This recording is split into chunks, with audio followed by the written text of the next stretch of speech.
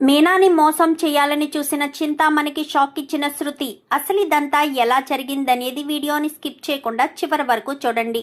గుండె నిండా గుడిగంటలు. అప్కమింగ్ ఎపిసోడ్స్లో ఏం జరగబోతుందో ముందుగా తెలుసుకోవాలి అనుకుంటే వీడియోని లైక్ చేసి ఛానల్ని సబ్స్క్రైబ్ చేసుకుని పక్కనే ఉన్న బెల్ సింబల్లో ఆల్ పై క్లిక్ చేయండి.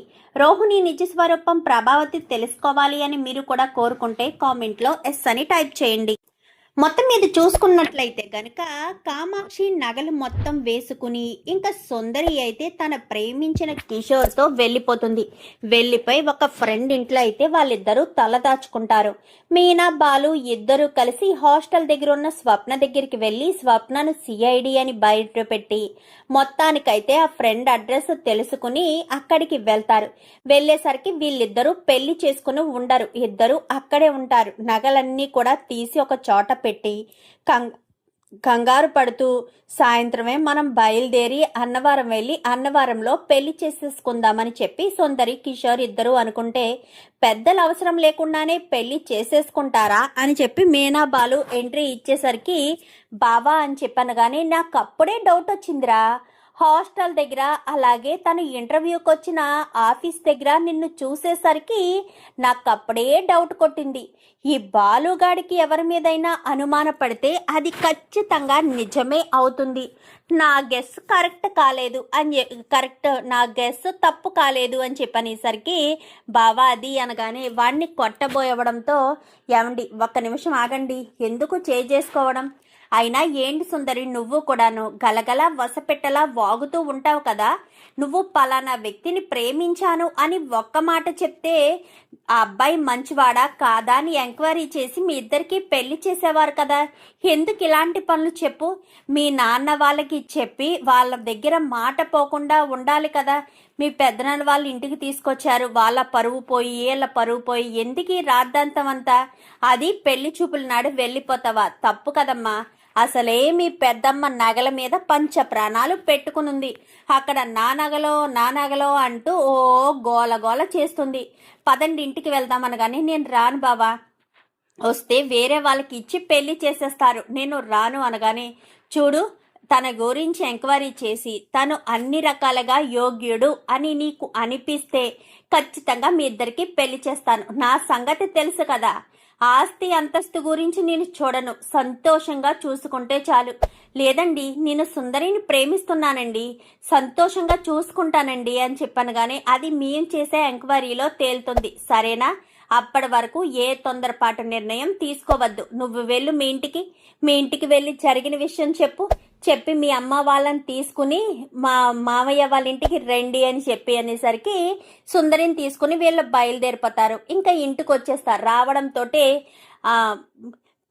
సుందరి నగలే అని చెప్పనేసరికి ఏంటి సుందరి ఏంటి పిచ్చి పని చేశావు, ఒక్క మాట నేను ఎలా ఒక అతన్ని ప్రేమించాను పెద్దనాన్న అని చెప్పుంటే సరిపోయేది కదమ్మా, ఎందుకు నా పరువు మీ నాన్న పరువు కూడా తీసి నువ్వు ఇలాంటి పిచ్చి పని చేశావు అని చెప్పాను కానీ భయం వేసింది పెద్దనాన్న, మీకు చెప్తే మీరు పెళ్లికి ఒప్పుకోరేమోనని భయం వేసింది, అందుకే పెళ్లి చూపులు నాడే ఇంట్లోంచి వెళ్ళిపోయాను అని చెప్పనేసరికి సరే ఆ అబ్బాయి ఎవరు ఏంటి అడ్రస్ ఏంటి అనగానే అవన్నీ నేను కనుక్కుంటానులే మామ, అత్త నీ నగలన్నీ కూడా నువ్వు తీసుకో అని చెప్పనేసరికి నగలన్నీ కూడా తీసుకుని అన్నీ ఉన్నాయి లేవో చూసుకో అని చెప్పాను కానీ ఏమీ తీయలేదు బావా, పట్టుకెళ్ళిన నగలు అలానే ఉంచాను అని చెప్పనేసరికి నగలు మొత్తం తీసుకుని తెగ సంతోషపడిపోతుంది కామాక్షి అయితే. ఇంకా ఇది ఇలా ఉండగా మీనాకు కావాలని ఒక పోల్ ఆర్డర్ వస్తుంది. అంటే పోల్ ఆర్డర్ అంటే మండపం మేనేజర్ ఫోన్ చేస్తాడు. మండపం మేనేజర్ ఫోన్ చేసేసరికి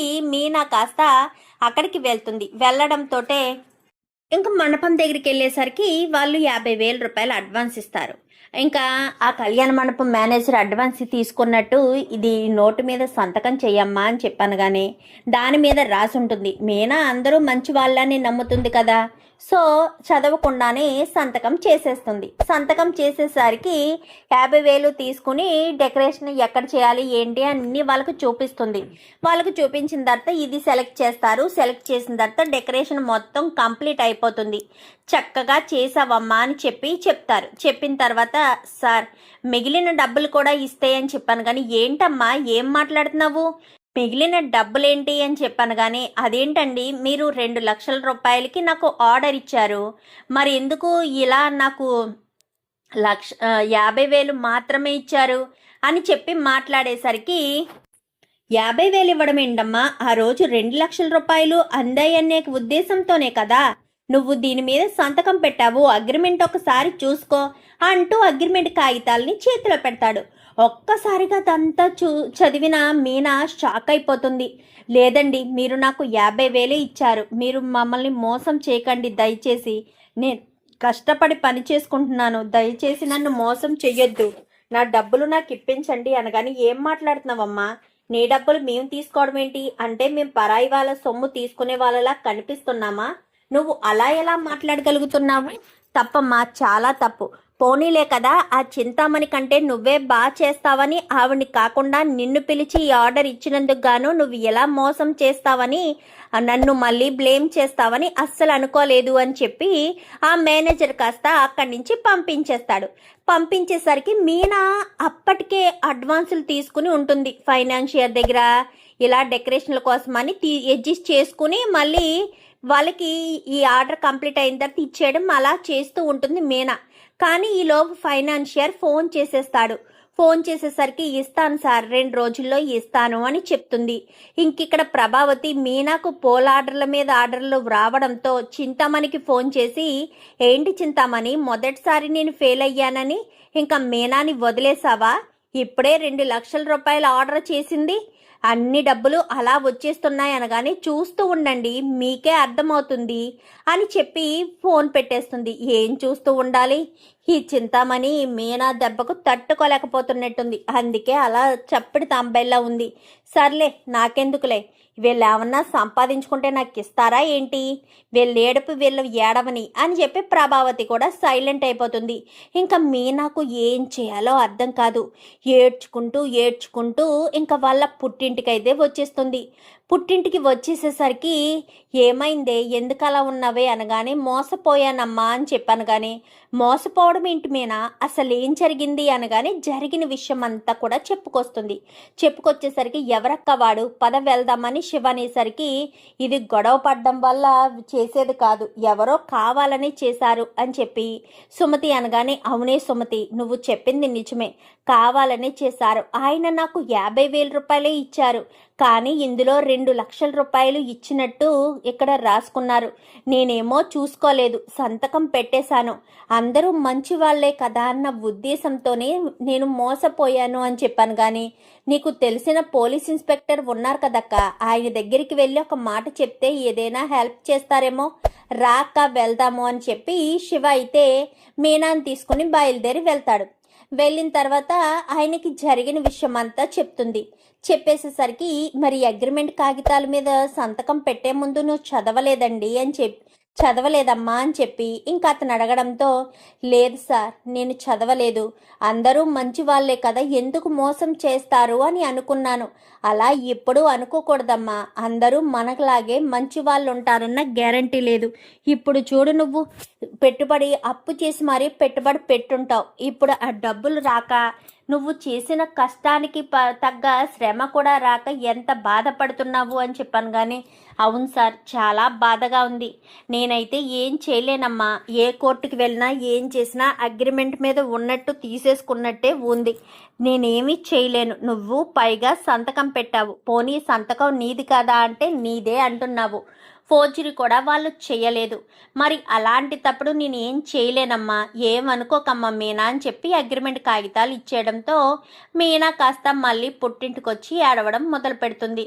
బాధపడకే అని చెప్పాను. కానీ బాధ కాకపోతే ఏముంటుంది, నేను ఎంత బాధపడుతున్నానో నాకు మాత్రమే తెలుసు అని చెప్పి ఎంతగానో బాధపడుతూ మళ్ళీ సత్యం వాళ్ళ ఇంటికి వచ్చేస్తుంది. ఈలోపు సత్యం కాస్త గబగబా ఇంటికి వస్తాడు.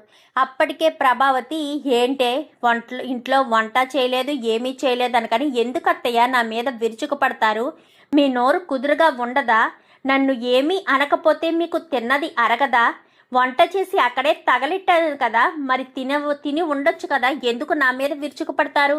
ఫోన్ చేయండి, ఆ చింతామణి ఉంది కదా, ఫోన్ చేసి నేను ఏడుస్తున్నాను అని చెప్పి సంతోషపడిపోండి. మీరు ఆ రోజు నన్ను డెకరేషన్కి వెళ్లకుండా చేసింది ఆ చింతామణి వల్లే కదా, చెయ్యండి, చేసి సంబరపడిపోండి. చిచ్చి, మీరు ఒక మనిషేనా అనుకుంటూ మాట్లాడుతుండగానే సత్యం రావడంతో ఏంటమ్మా మీనా అని చెప్పాను. కానీ ఏమీ లేదు మావయ్య, ఏంటిది అని చెప్పనేసరికి పలానా షాప్లోంచి తెచ్చానమ్మా, లోపల పెట్టు అని చెప్పి ఇంకా సత్యం కాస్త ఇస్తాడు. ఇచ్చేసరికి తీసుకెళ్ళి లోపల పెడుతుంది. పెట్టిన తర్వాత మీనా బెడ్రూమ్లోకి వెళ్ళి ఆలోచిస్తూ ఉంటుంది. నిజంగా ఇది చింతామణి చేసుంటుందా? చింతామణి చేసే అవకాశం ఉంది. నేను ఆలోచించాలి, నేను ఏడుస్తూ కూర్చుని ఉండకూడదు, ఆలోచించాలి అని ఆలోచిస్తూ ఉండగానే బాలు ఫోన్ చేస్తాడు. ఏంటి మీనా, ఏం చేస్తున్నావు అని చెప్పాను. కానీ ఏమీ లేదండి, డెకరేషన్ అయిపోయింది అనగానే వాళ్ళు మిగిలిన డబ్బులు ఇచ్చేసారా? నేను రేపు ఉదయానికల్లా ట్రిప్ నుంచి వస్తాను మీనా, నిన్ను చూసి చాలా రోజులు అయినట్టుంది, 1-2 రోజులైనా సరే యుగాలు గడిచిపోయినట్టుగా ఉంది మీనా అని ఏం బాలు మాట్లాడేసరికి మీనాకు దుఃఖం ఆగదు, ఏడుపు వచ్చేస్తూ ఉంటుంది. కానీ ఏడుపుని కంట్రోల్ చేసుకుంటూనే మీనా కాస్త ఇంకా తను కంట్రోల్గానే ఉంటూ సరేనండి అని చెప్పి చెప్తూ ఉంటుంది. చెప్తూ ఉండేసరికి సరేనని ఇంకా అక్కడి నుంచి కాస్త మీనా బయటకు వచ్చేసరికి ఈలోపు డెకరేషన్ చేశారు కదా, వాళ్ళిద్దరు ఆడవాళ్ళు వస్తారు. అమ్మ మీనా, నీకోసమే వచ్చామమ్మ ఇక్కడికి అనగాని, ఏంటక్క ఇలా వచ్చారు? అదే మొన్న మేము డెకరేషన్ చేసిన డబ్బులు ఇస్తే బాబుని హాస్పిటల్కి తీసుకువెళ్తానమ్మా, ఏమైందక్క, బాబుకి ఏం జరిగింది అని చెప్పి అడగడంతో, బాబుకి ఒంట్లో బాగోలేదమ్మా, హాస్పిటల్కి తీసుకెళ్తే ఆ టెస్ట్లు ఈ టెస్ట్లు అంటున్నారు, డబ్బులు కూడా చేతిలో లేవు, డెకరేషన్ చేశాం కదా, దాన్ని డబ్బులు ఏమైనా ఇస్తావేమోనని అని చెప్పాను. కానీ అయ్యో అక్క, డబ్బులు అమ్మ వాళ్ళ ఇంటి దగ్గర ఉన్నాయి, రాక్క అక్కడిస్తాను అని చెప్పి ఆటోలో అయితే వాళ్ళని తీసుకొచ్చి, ఉండండి అక్క మీరు ఇక్కడే అని లోపలికి వెళ్ళి వాళ్ళ అమ్మని డబ్బులు అడుగుతుంది. డబ్బులు అడిగేసరికి వాళ్ళ అమ్మ కాస్త కొంచెం డబ్బులు ఉన్నాయి, ఇవే ఉన్నాయి నా దగ్గర అని చెప్పి అంటూ ఉండగానే ఈలోపు శివ వస్తాడు.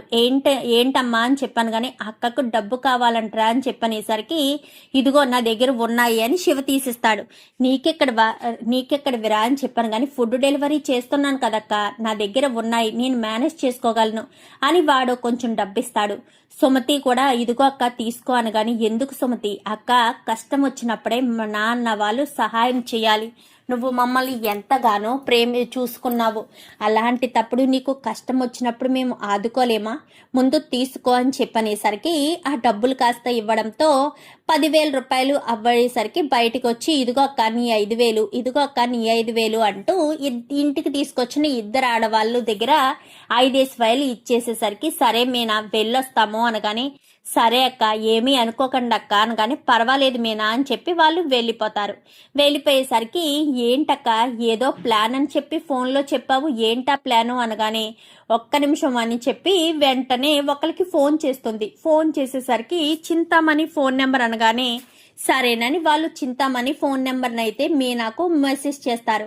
ఏంటక్క ప్లాను, ముందు నేను చింతామణి నెంబర్ అయితే తీసుకున్నాను, ఆ నెంబర్కి ఫోన్ చెయ్యి, ఫోన్ చేసి కాల్ రికార్డ్ చెయ్యి, చింతామణి వాయిస్ నాకు కావాలి, ఫోన్ చేసి నీకు పెళ్ళని డెకరేషన్ చెయ్యాలి అని మాట్లాడు అని చెప్పాను. కానీ సరే అక్క అని ఇంకా వెంటనే మీనాకు వచ్చిన మెసేజ్లో వచ్చిన ఫోన్ నెంబర్ ద్వారా ఫోన్ చేసి చింతామణితో మాట్లాడుతూ స్పీకర్ ఆన్ చేసి అంతా కూడా రికార్డ్ చేస్తారు. సరేనండి నేను మళ్ళీ చెప్తాను అని ఫోన్ పెట్టేస్తుంది సుమతి, డెకరేషన్ ఆర్డర్ ఇచ్చినట్టుగా ఇచ్చి. ఇంకా అలా మాట్లాడిన తర్వాత రికార్డ్ చేశానక్క, నెక్స్ట్ ఏం ప్లాన్ ఉంది అని చెప్పాను. కానీ ప్లాన్ ఏంటంటే, మనం ఈ వాయిస్ని బట్టి మేనేజర్కి ఫోన్ చేస్తాము, మేనేజర్ దగ్గరే ఏదో తేడా ఉందని అనిపిస్తుంది, మేనేజర్కి ఫోన్ చేస్తే అక్కడ విషయం తెలుస్తుంది. సూపర్ ఐడియా అక్క, నిజంగా కష్టాల్లో కూడా నువ్వు తెలివితేటలు ఉపయోగించావు. మరి ఇప్పుడు వాయిస్ ఎవరు చేస్తారక్క, మనం ఎవరైనా చేస్తే చింతామణి గారి వాయిస్లా ఉండదు కదా, అందుకే శృతిని హెల్ప్ అడుగుతాను, పద వెళ్దామని. వెంటనే ఇంకా సుమతిని ఇటు మీనా ఇద్దరు కూడా శృతి దగ్గరికి బయలుదేరతారు. నేను వస్తాను కానీ నువ్వు వద్దులేరా, సుమతిని తీసుకువెళ్తాను అని చెప్పి సుమతి ఇద్దరు కూడా వెళ్ళిన తర్వాత అక్కడ శృతికి మొత్తం విషయం చెప్తారు. సూపర్ మీనా, నిజంగా వాడెవడు, వాడిని నేను 4 పట్టుకుని తన్నుతాను అని చెప్పాను కానీ వద్దొద్దు, లేదంటే కమిషనర్ అంకుల్కి కాల్ చేస్తాను కానీ వద్దు, ఇది మనం ఇలా డీల్ చేయాలి, ముందు ఈ వాయిస్ విను అని సుమతి ఆ వాయిస్ వినిపించు అనగానే చింతామణి వాయిస్ కాస్త వినిపిస్తుంది. వినిపించేసరికి ఇది నీకు ఈజీ అవుతుందా అని చెప్పాను కానీ చాలా ఈజీ అవుతుంది మీనా అని చెప్పనేసరికి ప్లీజ్ శృతి ఒక్కసారి ఆలోచించు, ఏ ప్రాబ్లం రాదు కదా, మనం వేసిన ప్లాన్ అంతా అటర్ ఫ్లాప్ అవుతుంది అనగానే అయ్యయ్యో అలాంటిదేమీ ఉండదు, ఏది ఆ వాయిస్ మళ్ళీ పెట్టు అని చెప్పాను కానీ మళ్ళీ వాయిస్ పెడతారు. వాయిస్ పెట్టేసరికి మళ్ళీ ఆ వాయిస్ వింటుంది. ఆ వాయిస్ వినడంతోటే సరే చెప్తాను అని ఇంకా శృతి వేరే నెంబర్ నుంచి ఆ మేనేజర్కి, ఆల్రెడీ మేనేజర్ నెంబర్ ఉంటుంది కదా మీనా దగ్గర, ఆ మేనేజర్కి ఫోన్ చేస్తుంది. ఫోన్ చేసేసరికి సేమ్ చింతామణి ఏ రకంగా అయితే మాట్లాడుతుందో అదే రకంగా మాట్లాడి పలానా లక్ష్మీదేవి టెంపుల్ దగ్గరికి రమ్మని, మీనాకు అడ్వాన్స్ ఇవ్వగా మిగిలిన డబ్బులు తీసుకుని అక్కడికి రమ్మని క్లియర్గా చెప్తుంది. అంటే చింతామణియే ఫోన్ చేసి ఆ మేనేజర్ని అక్కడికి పిలిపించినట్టుగా చెప్పేసేసరికి ఓకే మేడం, ఆ మీనా మాత్రం చాలా బాధపడింది మేడం అంటూ మేనేజర్ చెప్పడంతో కష్టానికి తగ్గ ప్రతిఫలం రాకపోతే బాధపడకపోతే ఏం చేస్తుంది, అలాగనే ఉండాలి, నా ఆర్డర్లకి అడ్డు వస్తే ఇలానే ఉంటుంది, ఈ చింతామణితో పెట్టుకుంటే ఎవరికైనా ఇదే గతి పడుతుందని వాళ్ళకు తెలిసి తీరాలి అన్నట్టు మాట్లాడేసరికి సరే మేడం నేను వస్తాను అని ఇంకా శృతియే చింతామణిలా ఫోన్లో మాట్లాడి ఆ మేనేజర్ని బూర్డి కొట్టించి గుడి దగ్గరికి రమ్మని చెప్తుంది. ఇంకిక్కడ మళ్ళీ వెంటనే సుమతి మళ్ళీ చింతామణికి ఫోన్ చేసి మేడం అడ్వాన్స్ డబ్బులు ఇస్తాను, మీరు పలానా గుడి దగ్గరికి వచ్చేసేయండి అని చెప్పాను కానీ సరేనని ఇంకిక్కడ చింతామణి కూడా బయలుదేరుతుంది. అటు మేనేజరు బయలుదేరతాడు, ఇటు చింతామణి ఇద్దరు కూడా బయలుదేరేసరికి ఇద్దరు కూడా వచ్చేస్తారు. మేనేజర్ వస్తాడు. ఇదంతా కూడా ఆ కళ్యాణ మండపం ఓనర్ ఉంటాడు కదా, ఓనర్కి చెప్తుంది మీనా, ఏంటమ్మా నువ్వు చెప్పేది నిజమా అనగానే నేను చెప్పేది నిజమేనండి, మీకు నమ్మశక్యం కాకపోతే నాతో పాటు రండి అని మీనా, సుమతి అలాగే ఓనరు ముగ్గురు కూడా ఆ గుడి దగ్గరికి వస్తారు. చాటుగా ఉండి చూస్తూ ఉంటారు. ఈలోపు మేనేజర్ డబ్బులు పట్టుకుని కవర్లో చుట్టబెట్టుకుని వస్తాడు.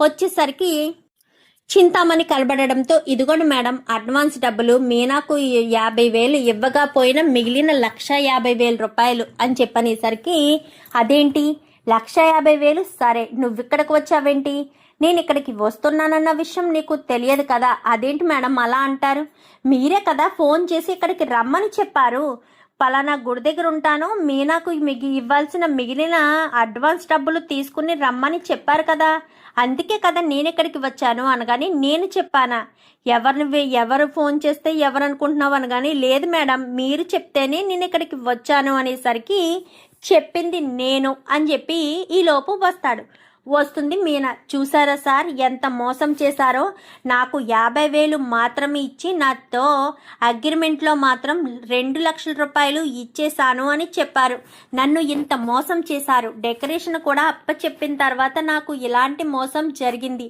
ఈ చింతామణితో చేతులు కలిపి ఇంత నీచానికి దిగజారారు సార్ అని చెప్పనగానే వెంటనే మేనేజర్ చెంప పగలగొడతాడు ఇంకా కళ్యాణ మండపం ఓనర్ అయితే. సార్ అది కాదు సార్ అనగానే చీ నోర్మయ్యి, ఏంటి పిచ్చి పని, ఒక ఆడపిల్ల శ్రమను దోచుకుంటావా, అసలు ఇన్ని సంవత్సరాలుగా నా దగ్గర ఎంత నమ్మకంగా పనిచేసేవాడివి, ఆఖరికి డబ్బుకు కక్కుర్తి పడి ఇంత నీచానికి దిగజారుతావా, ఆ పిల్ల ఎంత కష్టపడి డెకరేషన్ చేసిందో నీకేమైనా తెలుసా, అలాంటిది కష్టాన్ని ఎలా నువ్వు దోచుకోవాలనుకున్నావో నాకు అర్థం కావట్లేదు అని చెప్పి మాట్లాడుతుండగానే చింతామణి సర్ది చెప్పే ప్రయత్నం చేసేసరికి చిచి మాట్లాడకమ్మా, ఇన్ని సంవత్సరాలు డెకరేషన్లు చేసావు, నీతి నిజాయితీగా ఉండాలి కదా, అసలే పూల బిజినెస్ చేస్తున్నావు, అందులో నీతిగా ఉండాలి, నీతి నిజాయితీ లేకుండా దుర్మార్గపు పనులు చేసుకుంటూ ఇలాంటి పిచ్చి వేషాలు వేస్తే మాత్రం అస్సలు ఊరుకోను, మేనేజర్ని మళ్ళీ కొట్టి నువ్వు ఇక రేపటి నుంచి నా దగ్గరికి పనికి రానవసరం లేదు అని తిట్టి అక్కడి నుంచి అమ్మ మీనా క్షమించమ్మా, తప్పైపోయింది, ఇంకెప్పుడు ఇలాంటి ఇబ్బంది కలగదు అనగాని, అయ్యో సార్ మీరు నాకు క్షమాపణ చెప్పడం ఏంటి, మీరు నాకు క్షమాపణ చెప్పకూడదు, మీరే గనక తోడు లేకపోయి ఉంటే నేను చాలా కష్టపడేదాన్ని అని చెప్పాను. కానీ అయ్యో నేనేం చేశాను, తెలివితేటలు ఉపయోగించి చేసింది నువ్వు, సరే వెళ్ళొస్తానమ్మా అని మేనేజర్ అక్కడి నుంచి ఓనర్ వెళ్ళిపోతాడు. ఏంటి ఇదేమీ అర్థం కావట్లేదా, నేనే ఫోన్ చేసి నా పెళ్ళి అని చెప్పి గుడి దగ్గరికి వచ్చేటట్టు చేశాను, ఆ మేనేజర్తో డబ్బింగ్లా మీ వాయిస్ రికార్డ్ చేసి మేనేజర్తో మాట్లాడి ఇదంతా చేశాము, కావాలనే ప్లాన్ ప్రకారమే చేశాము.